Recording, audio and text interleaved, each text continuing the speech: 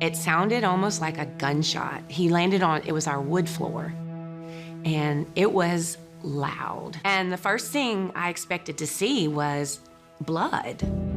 Donna DiChiara and her husband Benny were up early one morning in 2015. As they prepared for the day, Benny unexpectedly fainted and fell backwards, hitting his head on their hardwood floor. Donna quickly realized it was serious. It wasn't long after that that he started telling me that his ears were ringing and he saw things in front of his face, and he was having a severe, head throb. Donna rushed Benny to the ER, where doctors determined he had 2 skull fractures and bleeding in the brain. They were worried about him having seizures. They were worried about brain swelling. They already knew he was bleeding. Donna called friends from church and family, asking for prayers for healing. Benny is the lead singer of the Christian rock band Empowered, and as word of his injury spread, there were hundreds of people praying for his recovery. The prayers were important to me because I didn't know what was going on or what was going to happen. I mean, that's where I turn. I'm going to turn to God first and start praying. 3 days passed and Benny was still in the hospital. Donna continued to pray. The waiting is the hard part. It's a really hard thing to be in a situation where you don't know what's gonna happen next. And the only thing I guess I know to do in that situation is just pray and ask God for guidance and ask Him to be in control. Benny was discharged from the hospital and sent home to rest.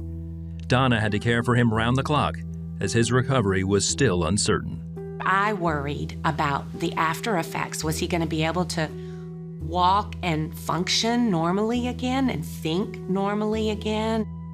He was awake, and he didn't always make total sense, when he spoke.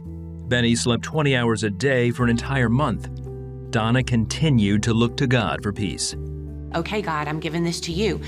You say lay it at your feet, and you're not going to leave us, and you're going to take care of it, that you're in the battle with us. When I truly trusted God, then what I consider that peace is just to be able to do what I need to do and just, the strength to do it. Towards the end of that time, Benny heard a voice that awakened him like never before. One afternoon, I became a little bit cognizant. Donna had left the house because she could leave me at that point. I still had a walker to get around in the house, but I was well enough to be left. And I got an audible voice from God in my living room. And he said, Benny, I have huge and great plans for you coming out of this thing. And this is what I need to come out of that. I need people to know that what I did for you, I stepped in and saved your life. What I did for you, I can do for them if they just press in and call out to me. And man, that was a seriously poignant time.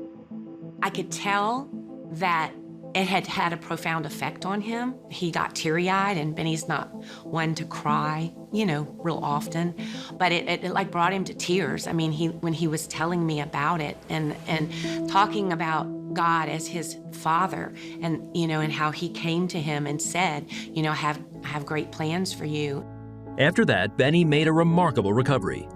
His experience has strengthened his desire to share God's love.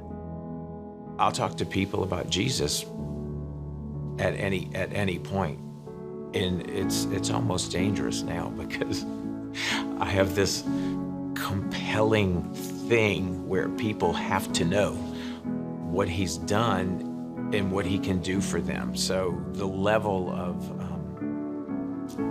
of sharing has definitely increased, and it's the level of intensity in that sharing has increased as well. That intensity is felt by audiences during their shows.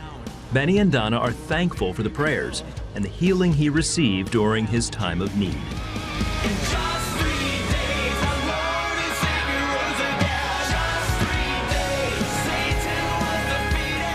It's taught me to be grateful, to be thankful for today, to find the things that we can be grateful for even in the not so good situations.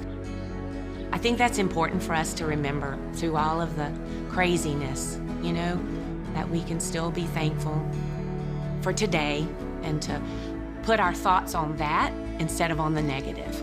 We can sing, our God is an awesome God, but when you go through something in your own personal life and you experience how awesome our God is, you cannot, even the rocks will cry out, right? So you've got to cry out and just let people know what he's done for you. And it's,